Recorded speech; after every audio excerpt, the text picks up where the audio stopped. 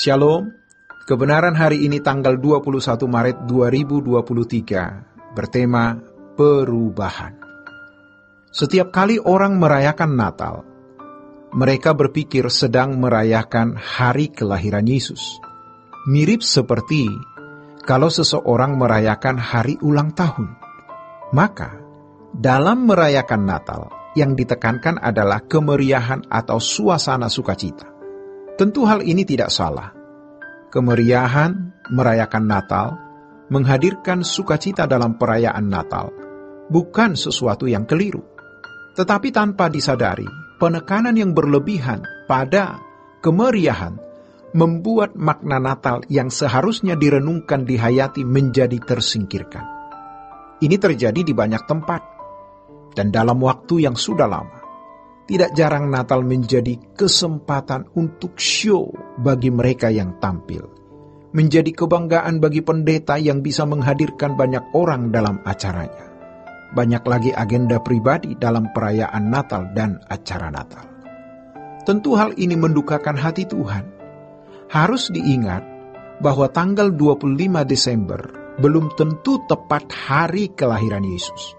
Sebagian orang Kristen menganggap bahwa kelahiran Tuhan Yesus tanggal 24 Desember pukul 24.00. Yang harus dipersoalkan adalah bagaimana kita benar-benar memaknai Natal, supaya saat merayakan Natal, kita merayakannya dengan tindakan, sikap, perbuatan, dan aktivitas yang sungguh menyenangkan hati Tuhan. Jadi yang penting dalam merayakan Natal, pertama, kita mengingat kedatangan Tuhan Yesus. Yang kedua, kita menyatakan secara terbuka fakta anak Allah menjadi manusia. Hal ini mengingatkan masalah besar yang dialami manusia. Manusia yang telah jatuh dalam dosa, sesuai Roma pasal 3 ayat 23, kehilangan kemuliaan Allah, atau tidak mencapai, tidak memenuhi kemuliaan Allah, maka harus diubah. Penyelamatan adalah perubahan, bukan seperti yang dibayangkan banyak orang Kristen. Dengan kedatangan Tuhan Yesus ke dunia, siapa yang mempercayai fakta sejarah bahwa anak Allah mengenakan tubuh daging masuk sorga? Banyak orang Kristen berpikir dengan mempercayai fakta kelahiran Tuhan Yesus, maka mereka terhindar dari neraka masuk sorga. Orang-orang Kristen seperti ini pasti tidak memahami maksud keselamatan itu adalah perubahan. Perubahan atas karakter, keberadaan, dan kodrat manusia. Keselamatan bukan hanya sekedar perubahan status, di mana dengan perubahan status tersebut, seseorang dengan mudahnya masuk surga. Dari status bukan anak-anak Allah, lalu mereka mempercayai fakta kelahiran Yesus bahwa ia juru selamat.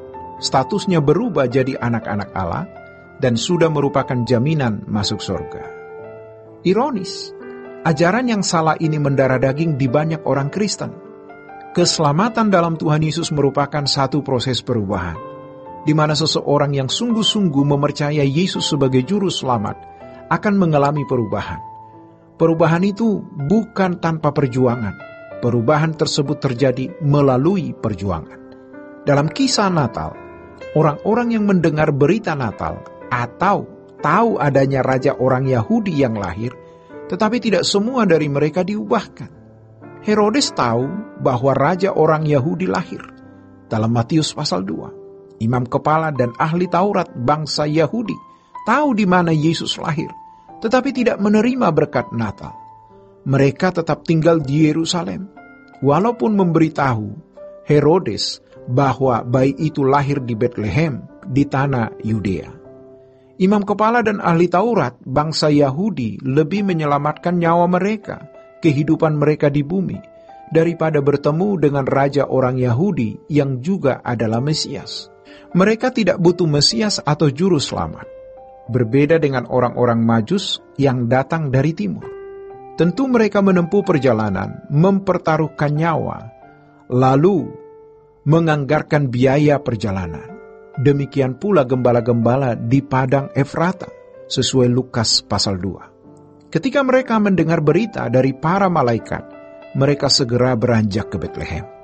Tidak semua orang yang mendengar berita Natal menjumpai Tuhan Yesus yang adalah berkat Natal itu sendiri. Ini bisa menjadi ilustrasi dari kenyataan hidup.